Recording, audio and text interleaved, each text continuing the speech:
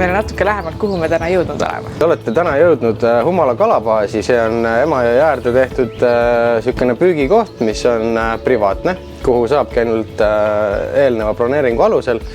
Ja see püügikoht, mis siin nüüd näha on, see ongi ühele seltskonnale korraga. Üks seltskond tuleb ja ongi oma ette. Mis siin üldse kõike teha saab siis? No siin on tegelikult tohutult palju teha. Siin on võimalik seda kaldapealset püügikohta rentida, siis mul on olemas selline telgiparv, mis on siis nagu tagasi juurte juurde, et osad inimesed tahavad just kuskil jõe peal oma ette, paadiga saab sinna ainult ligi. Siis on paadirent, kõik paadid on väga spetsiaalselt mugavaks kalapüügiks ümber ehitatud. Seal on igasuguseid lahendusi. Nende paatidega on põhimõtteliselt võimalik avastada siin 600 kilomeetrit veeteid. Võrtsjärveni üles kuni Pikassilda ja sealt üles Piirissaarde, Varnjasse, Meerapallu, Emajõe Suursoosse, Emajõe Suursoo delta, kõik on sõidetav ja nendes paatides enamusest saab nendest ööbida. Mõnedes on ka ahjud sees, et kui on külmakartlikumad või et laps äkki nohusse ei jää, et siis on võimalik see soojas paadis magada.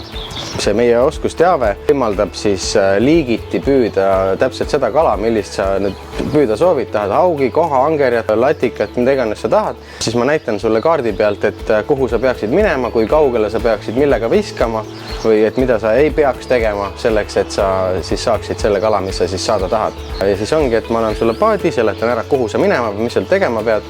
Ja see on kuni sinnamaani välja, et mul on spetsiaalsed punktid, on plotteritesse salvestatud, on trackid salvestatud. Et kui sa ütled, et sa tahad sügisel minna kindlasti haugi püüdma, siis ma panen sulle punase triibu ekraani peale ette ja sa sõidad täpselt mööda triipu ja sul ei ole võimalik siis sõita ja püüda sellisest kohast, kust sa ei saa haugi. Inimesed tulevad jõe äärde väga erinevatel põhjustel.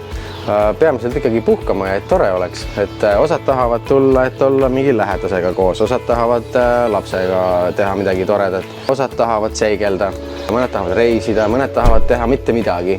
Aga mis siis saab, kui kala üldse ei saa näiteks on püüda? On vahest niimoodi, et osad ei tahagi kala saada, vaid et nad tahaks kala, aga kuna harrastuskalastuse püügi käigus kala ei tohi ei osta ega müüa, siis tegelikult on meil siin koostööpartner üks talu, kellel on mõrd ja kui sa tahad kala, siis sa lihtsalt saad siit 5 kilti eemalt kala osta, tulla värske kalaga siia kala suitsetama ja siis sul ongi kala.